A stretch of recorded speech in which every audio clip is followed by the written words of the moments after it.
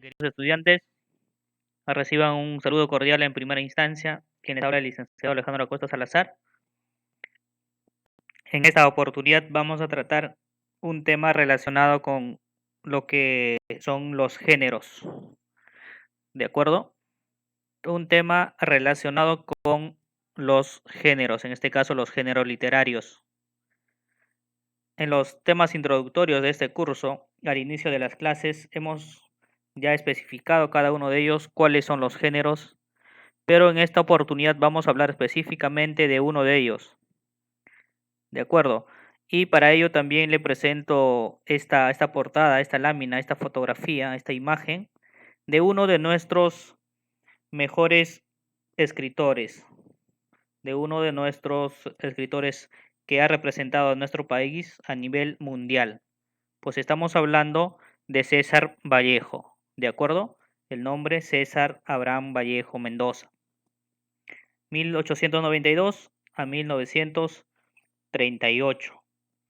Pero ¿por qué cito a este personaje antes de iniciar la clase? ¿Por qué presento a este escritor? ¿Cuál de los géneros será, será el que vamos a trabajar ahora? ¿Con cuál de los géneros está relacionado este escritor? ¿O cuál de los géneros es el que más ha trabajado? Porque él ha trabajado también casi, ha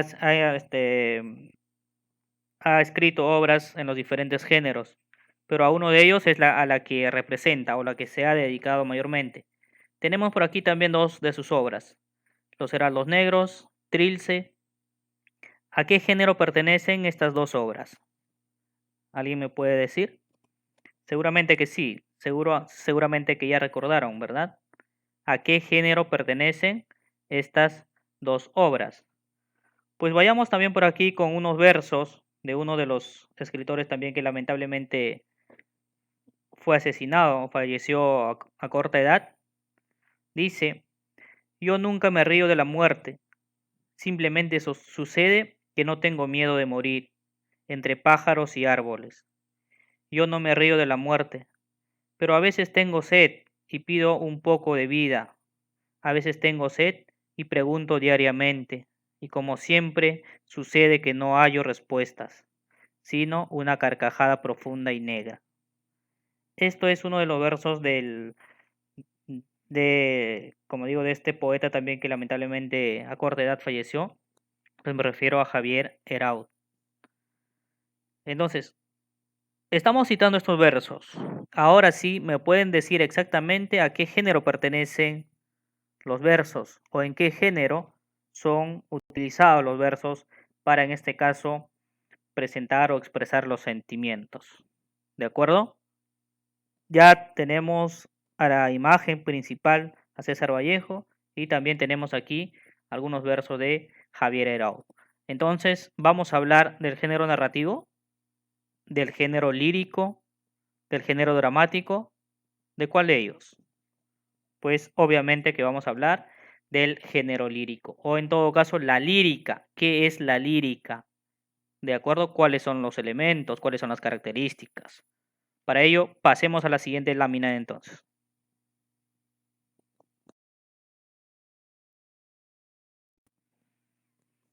A ver, aquí observamos un instrumento musical, un instrumento que se utilizó en la época antigua, que se utilizó ya desde la Grecia antigua, ¿de acuerdo? ¿Alguien de ustedes conoce este instrumento? ¿Sabe cuál es el nombre? Pues seguramente que sí. Pues estamos hablando de la lira, ¿cierto? La lira. ¿Y qué era la lira o qué es la lira en este caso?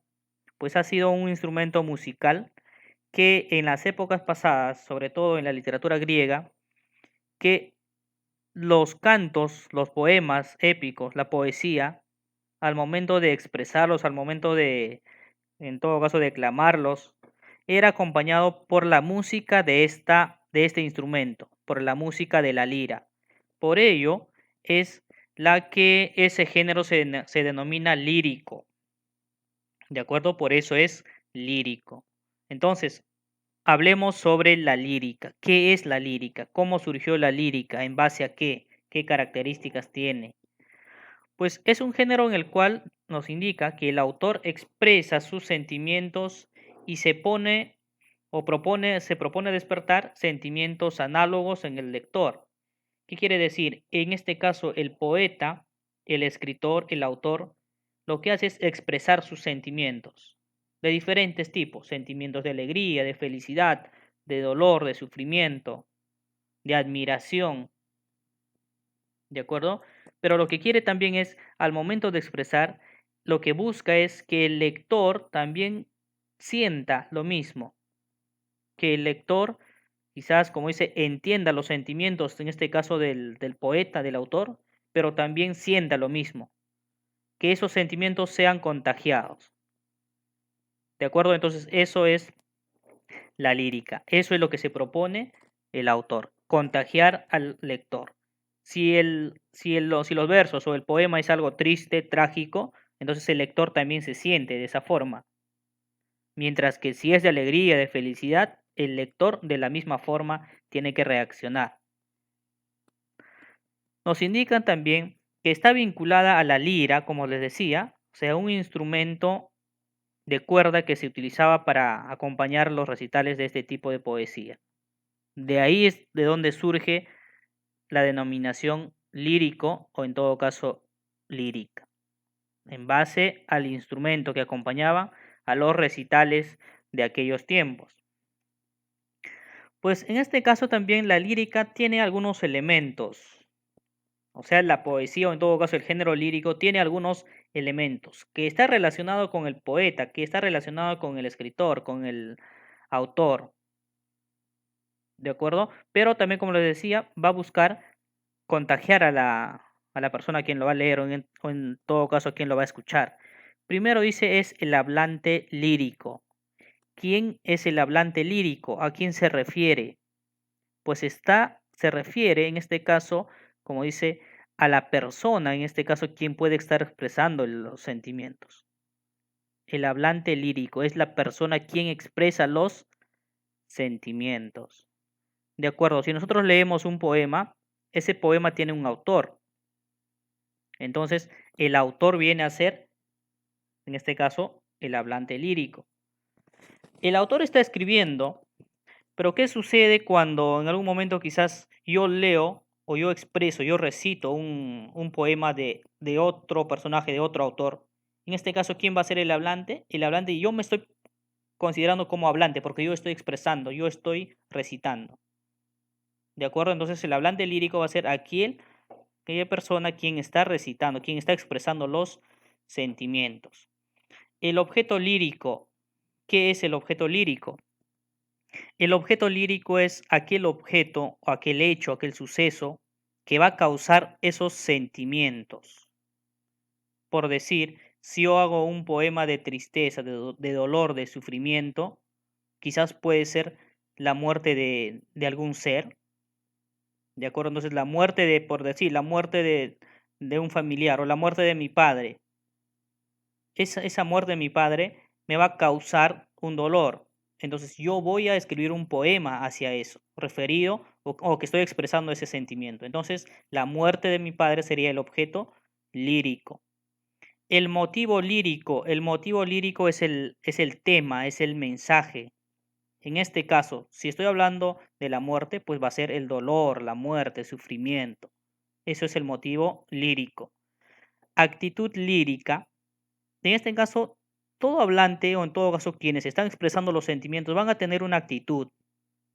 En algunos casos quizás va a tener solamente la actitud enunciativa, simplemente quizás está expresando los sentimientos, ¿de acuerdo? Actitud enunciativa. O en algunos casos también lo que hace es quizás como se puede decir, una actitud, a ver, imperativa o en todo caso como una orden que busca que el lector reaccione. ¿De acuerdo? Entonces, estoy expresando unos sentimientos con la finalidad de que tú reacciones, como si fuera una orden, una llamada de atención para que tú reacciones. Busca persuasiva para que tú reacciones entiendas y reacciones de acuerdo al sentimiento que se está expresando. Pues bien, esos son los elementos que están relacionados con la lírica. Por otro lado, vamos a ver las características de este género, de la lírica, en este caso el género lírico. Sabemos que el discurso es subjetivo. ¿Qué entendemos por esto? Sabemos que hay dos tipos de hechos, ¿de acuerdo? O de discurso en este caso, subjetivo y objetivo. Algo objetivo es algo real, algo concreto, algo que nosotros podemos observar. Si hacemos en todo caso un, a ver, un discurso de un hecho real, de un hecho concreto, de algo que ha pasado, eso sería un discurso objetivo. Estamos hablando de discurso subjetivo, de aquellas cosas que son o existen simplemente quizás en nuestra mente, o es algo imaginario. Nosotros no podemos observar, no podemos tocar, no podemos sentir, no es algo concreto. Si yo quiero expresar un sentimiento, en los poemas expreso un sentimiento de dolor, pues ese sentimiento de dolor yo no lo voy a escuchar, no lo voy a captar, no lo voy a observar, no lo voy a tomar como algo concreto, sino es algo subjetivo.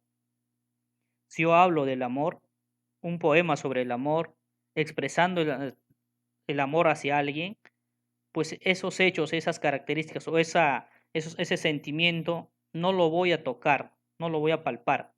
Es algo subjetivo. Entonces, los poemas, en todo caso, en este caso la lírica, es algo subjetivo. Nuestros sentimientos son subjetivos. Por otro lado está la brevedad. Los poemas son breves, versos breves, ¿de acuerdo? No son como como la narrativa donde expresamos una historia regularmente amplio. En este caso los versos son breves, los poemas son breves. Esa es la característica común, aunque también existen poemas pues de muchos versos y muchas estrofas también. No se desarrolla una historia. Como les decía, en una narrativa, en un cuento, nosotros relatamos una historia, contamos una historia. En este caso, nosotros simplemente expresamos los sentimientos, cómo me siento yo, qué es lo que está pasando conmigo. No voy a narrar una historia. ¿De acuerdo? Esa es una de las características. Por otro lado, también está un lenguaje elaborado. ¿Qué quiere decir? Yo en una historia, en narrativa, quizás voy a utilizar las palabras sencillas, las palabras básicas, las palabras conocidas, porque estoy contando una historia. Mientras que en la poesía, yo voy a utilizar las palabras de manera metafórica, buscadas, como se puede decir, unas palabras que necesita de interpretación, porque en el verso o en un poema no te dice directamente lo que él está sintiendo.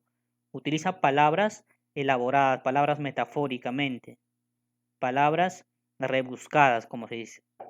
¿De acuerdo? Tiene una finalidad estética. ¿Por qué utilizo esas palabras rebuscadas, esas palabras elaboradas? Con una finalidad de darle, en este caso, como dice, belleza a lo que estoy expresando. Una finalidad de hacerlo algo más hermoso, algo más musical, algo más bonito, como se puede llamar. Tiene una finalidad de estética. Adornar, decorar, que suene bien, que suene bonito, que suene como una música, no simplemente como las palabras clásicas o básicas. Esa es la finalidad estética.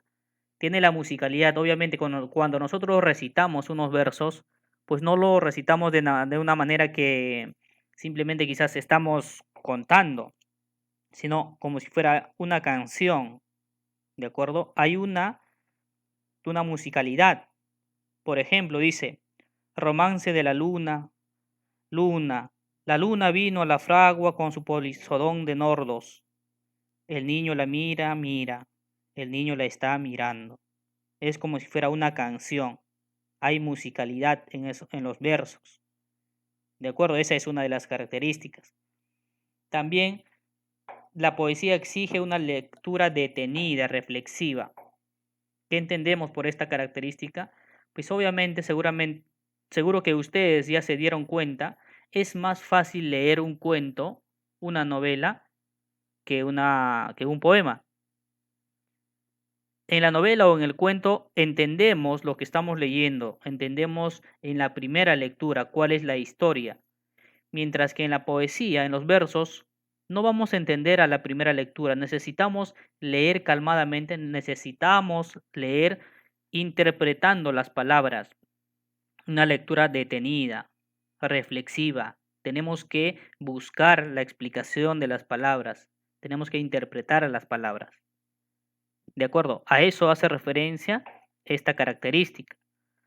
Y finalmente, el emisor, dice, del texto lírico es el yo poético. El emisor del texto lírico es el yo poético. Lo que les decía, mira acá, en el hablante lírico, por ejemplo, yo leo un poema, yo escribí un poema, pero al final, ¿quién es el emisor de ese poema? De ese poema, si alguien lee en mi libro, ese poema, el emisor, ¿quién es? Es, como se dice, una persona que me está representando. Es el yo poético, por ejemplo, yo puedo decir, ¿quién es el emisor? El emisor es Alejandro, pero en sí no es Alejandro quien te está expresando en el momento, sino ya está escrito en el libro. Entonces, como si estuviera en el libro, como si estuviera un representante. Cuando tú lo lees, ya sabes, por ejemplo, ya sabes quién lo está expresando, quizás lo está expresando una persona, pero en este caso no está directamente el autor. Es como se puede decir el yo poético es el que le está representando al autor. ¿De acuerdo? Entonces el emisor del texto lírico es el yo poético, o sea, una persona como si, imaginaria, una persona imaginaria, como si lo estuviera representando al autor. Si tú lees un poema de alguien, pues ahí no te vas a dar cuenta que esa persona quien lo escribió te está diciendo, sino el mismo poema es que quizás te está haciendo entender todos los sentimientos. ¿De acuerdo? Entonces, estas son las características de la lírica. A ver, tenemos otros elementos más.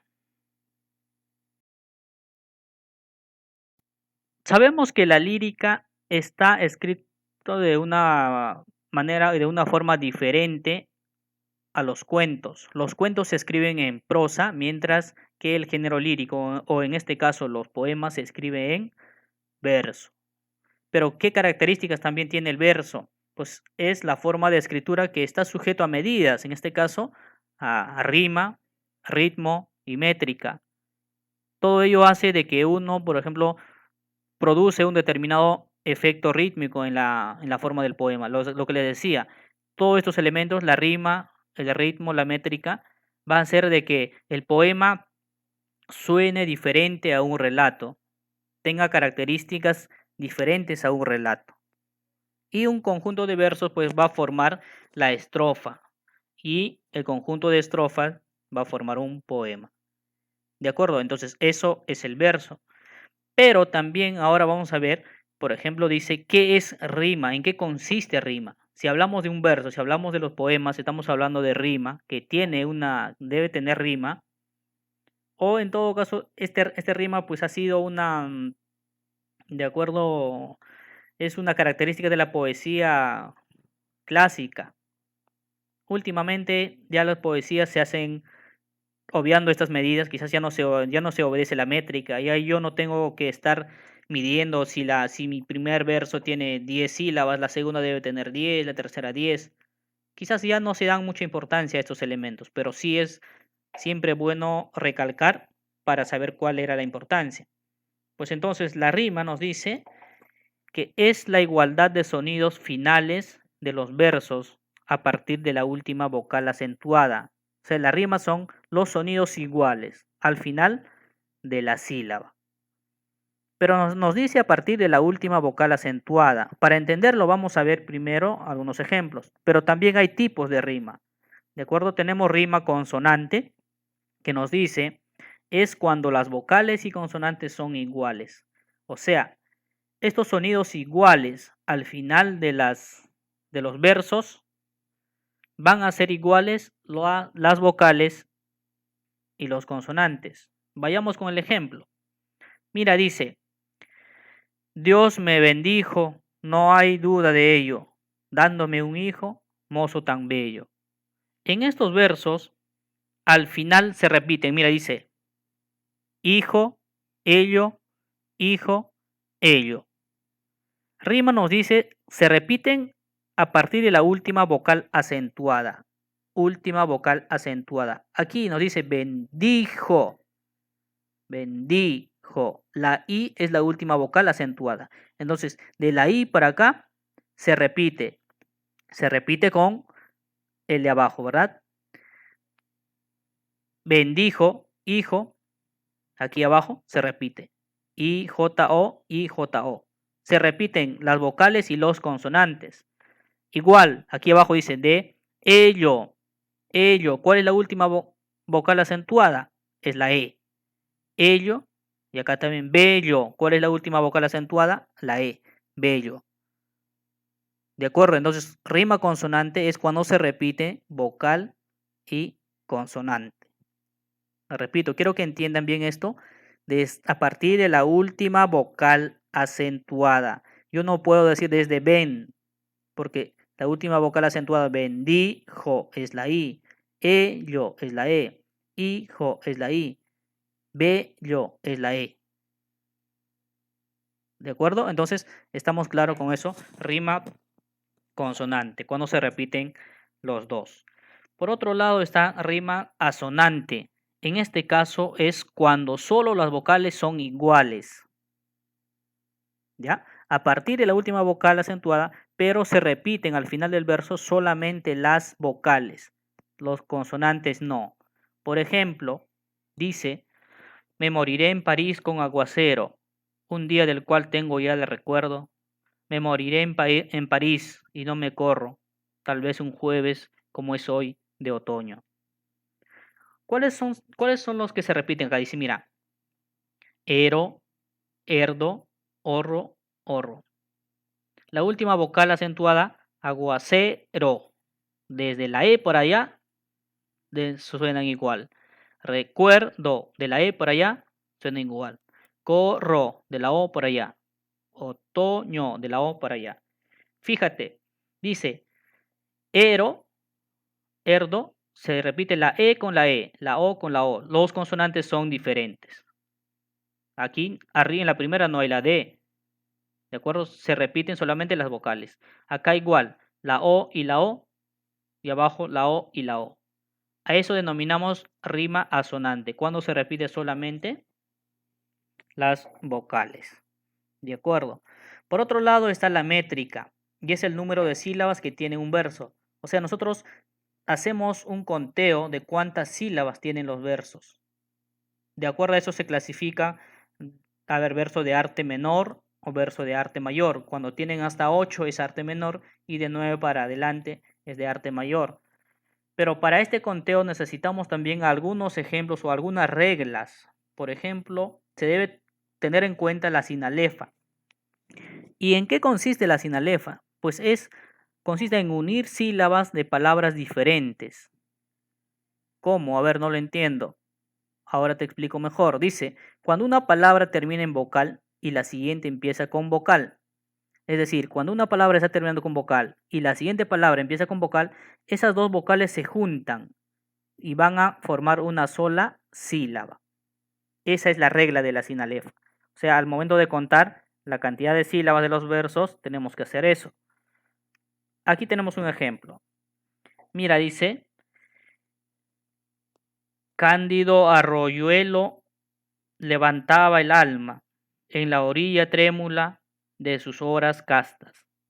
Aquí, mira, dice Cándido. La palabra termina en O, ¿de acuerdo? Arroyo, arroyuelo, perdón, arroyuelo, la segunda palabra. Está empezando con una vocal. Entonces, estas dos se van a juntar para formar una sola sílaba. ¿De acuerdo? Se van a juntar para formar una sola sílaba. Entonces dice 1, 2, 3, 4, 5, 6. 6 sílabas métricas. No son sílabas, a ver, gramaticales, por si acaso, son sílabas métricas. Dice, también levantaba, termina en la A, él empieza con la E. Entonces, estas dos vocales se van a juntar para formar una sola.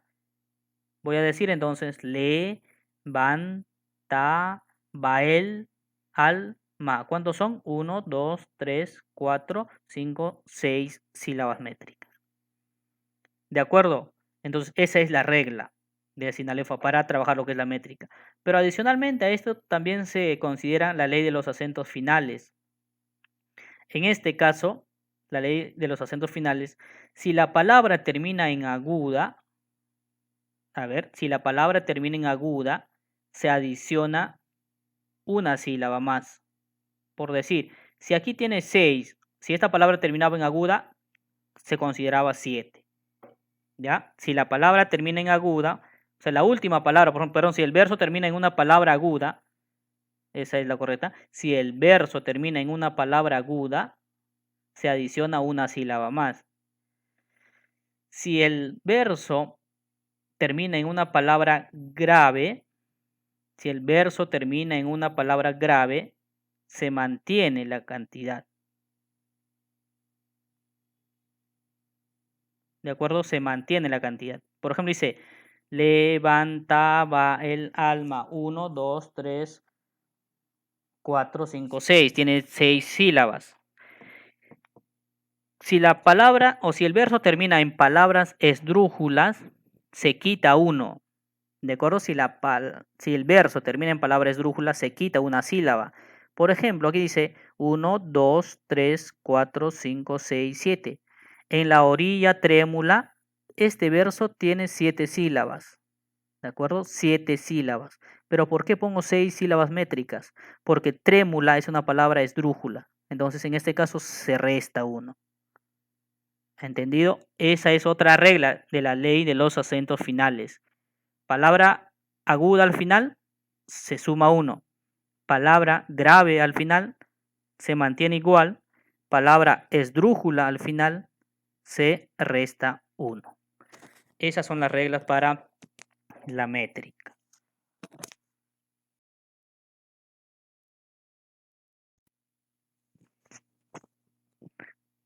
Por otro lado, vamos a ver en este caso las especies líricas. ¿Qué especies encontramos, por ejemplo, dentro de la poesía? ¿Cuáles son las especies de la poesía? Vamos a ver los comunes o los generales. En este caso son, por ejemplo, la oda. ¿En qué consiste una oda? Una oda, pues esa es la especie de lírica que busca exaltar a un objeto. En todo caso, una admiración a alguien. ¿De acuerdo? Es una alabanza a alguien. ¿Sí? A veces han existido algunos autores que quizás como una alabanza, como una admiración hasta a plantas, animales, a seres queridos, por ejemplo, personajes, algunos lugares. Existían odas, por ejemplo, una oda a la cebolla. Dice, cebolla, luminosa redoma, pétalo a pétalo se formó tu hermosura. Escamas de cristal te acrecentaron y en el secreto de la tierra oscura se redondeó tu vientre de rocío. O sea, en eso consiste una oda, en una alabanza, una admiración hacia algo. La égloga, la égloga, pues son poemas pastoriles que generalmente están relacionados con el campo o en todo caso también con amores del campo. ¿De acuerdo? Son poemas pastoriles, todo relacionado al campo. En este caso también pueden abordar temas amorosos. El dulce lamentar de dos pastores, salicio juntamente y memeroso.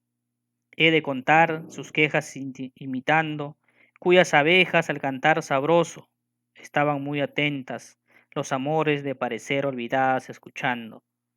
Son algunos, por ejemplo, versos, en este caso, de amores del campo. Una elegía, ya sabemos que es pues una manifestación de lamento, de tristeza, de dolor, de sufrimiento hacia la pérdida de alguien, por ejemplo, la muerte de un ser querido. El poema que les presenté al inicio de Javier Herao, por ejemplo, tiene este sentimiento, ¿no? Pero en este caso también, él, en este caso quizás no ha hecho, sus versos no expresan lo que él ha perdido a alguien, sino que está expresando el sufrimiento por todo lo que pasaba en nuestro país, quizás. algo doloroso, algo de pena. Un madrigal es la especie donde el personaje, o en todo caso el poeta, lo que representa es, expresa o hacen poemas sobre el amor no correspondido. Representa ello. Escriben sobre amores no correspondidos. ¿Qué hace cuando uno ama tanto a otra persona, pero lamentablemente quizás esa persona no le corresponde? Entonces hacen o se escriben versos como una forma de despecho, de dolor, de sufrimiento. A eso hace referencia Madrigal. Y por otro lado, pues está la epístola. La epístola son cartas en forma de poemas.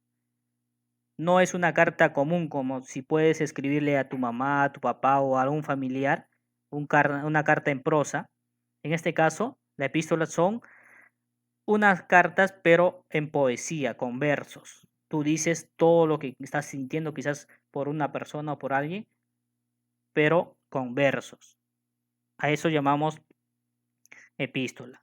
A esto se suma también algunos especies más, como la letrilla, el romance, otros tipos más de escritos en este género. ¿De acuerdo? Entonces, estas son las especies generales o comunes. Por otro lado, también contamos con las figuras literarias que siempre están presentes en la lírica, siempre están presentes en los versos, en la poesía. Por ejemplo, contamos en este caso con con estas figuras literarias también los más comunes, los más resaltados. Por ejemplo, epíteto. ¿Qué es un epíteto? Ya eso hemos hablado también en la clase anterior. Esto es una figura literaria que considera, por ejemplo, el adjetivo que se emplea para atribuirle cualidades al sustantivo que acompaña. O sea, son adjetivos comunes. Lo que yo le decía, blanca nieve.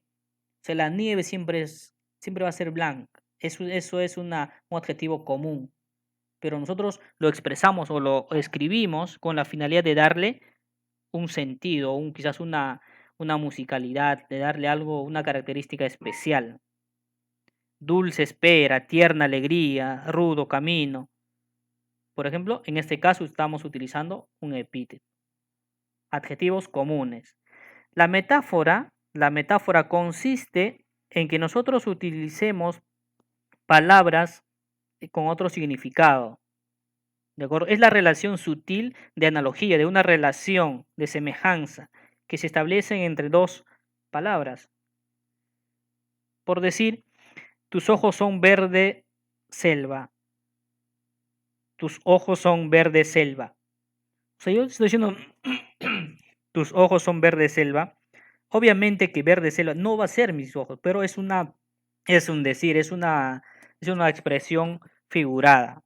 ¿De acuerdo? Entonces la metáfora consiste en eso, en utilizar otras palabras. Era su cabellera oscura, hecha de noche. Mira, era su cabellera oscura, hecha de noche. Una cabellera hecha de noche lo está relacionando con la oscuridad, con el color de su cabello. En eso consiste la metáfora. El símil ya sabemos también que es una comparación. ¿De acuerdo? Consiste en establecer una relación de semejanza también entre dos elementos.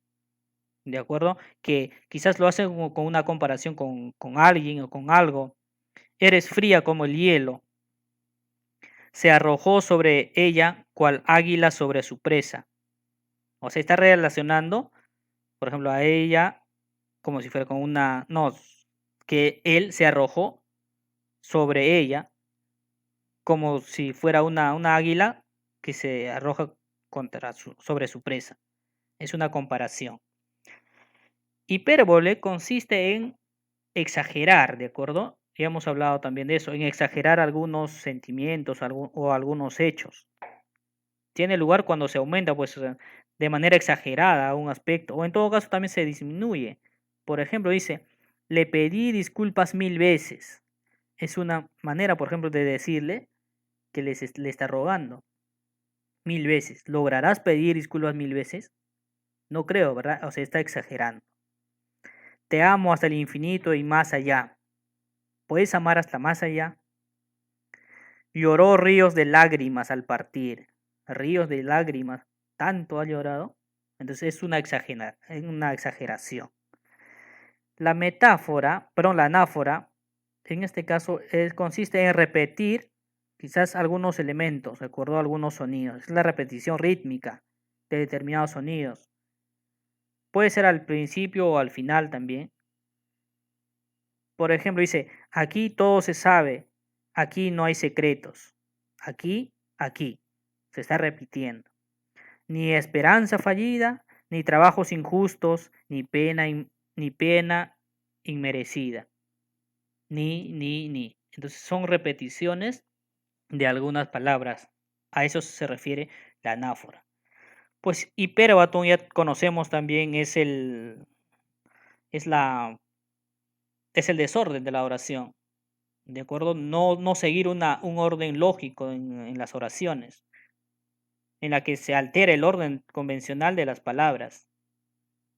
Como ya hemos dicho también, o sea, en ese caso, si escribimos algunos versos o poemas, no va a ser necesario hacer de manera ordenada, en este caso de los versos.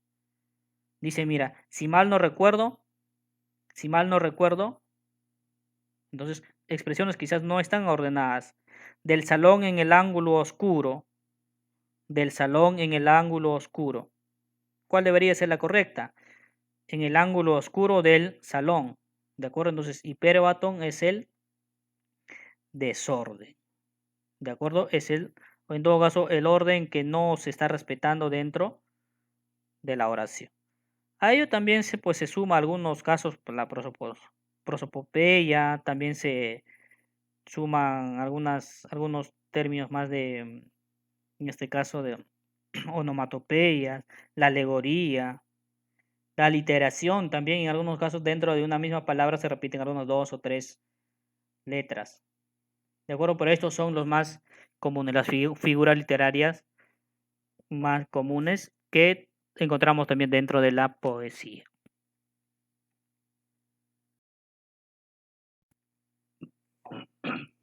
Vamos a ver algunos ejemplos nada más para más o menos ver a cuál de las características pertenece, por ejemplo, o a cuál de las especies pertenecen los siguientes versos. Dice como título a mi padre, ¿cómo no voy a llorar? Si como el viento te has ido, si el dolor que siento ahora nada lo puede aminorar. ¿Cómo no aflorar lo que el corazón sufre?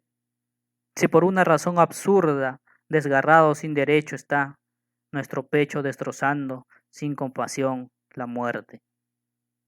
Pues, ¿a qué especie literaria pertenece esto?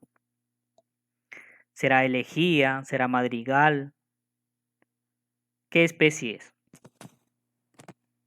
A ver, si alguien me puede decir, o en todo caso es una oda. ¿Qué está expresando? Está expresando un dolor, sufrimiento. ¿Cómo no voy a llorar? Si como el viento te has ido, si el dolor que siento ahora, nada lo puede aminorar. Es un sufrimiento, es un dolor, es una pena. Entonces, es elegía. En este caso es de Rafael Bermí. ¿De acuerdo? Por este lado tenemos Albino, dice.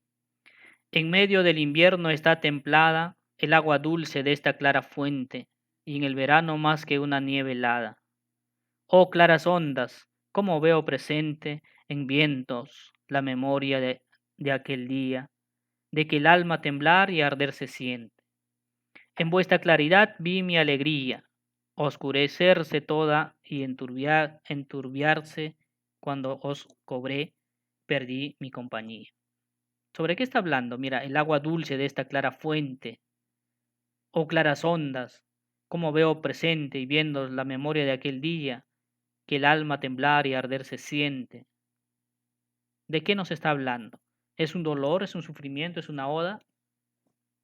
¿Es un madrigal? ¿Es un amor no correspondido? ¿Es una carta amorosa? ¿Es una epístola?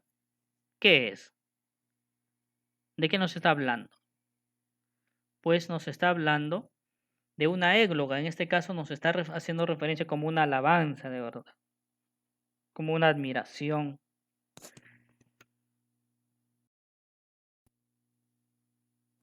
Uno más, por aquí tenemos, dice, ojos claros, serenos, si de un dulce mirar sois alabados, ¿Por qué si me miráis airados? Si cuanto más piadosos, más bellos parecéis a aquel que os mira. No me miréis con ira, porque no parezcáis menos hermosos.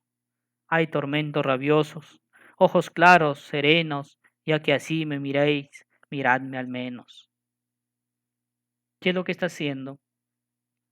¿Qué es lo que está pidiendo? Como si estuviera rogando para que alguien le mirara, de acuerdo, como si le estuviera pidiendo que la quiera. Entonces, en este caso, ¿qué sería? ¿Qué hace cuando alguien no te corresponde? Quizás con un sufrimiento, en este caso es madrigal, de acuerdo, es una especie, en este caso, relacionada con, en este caso, a ver, versos de un amor no correspondido. Eso ha sido todo por el día de hoy, estimados estudiantes, y espero que todo haya sido claro. Muchas gracias, un abrazo a cada uno de ustedes, hasta la próxima.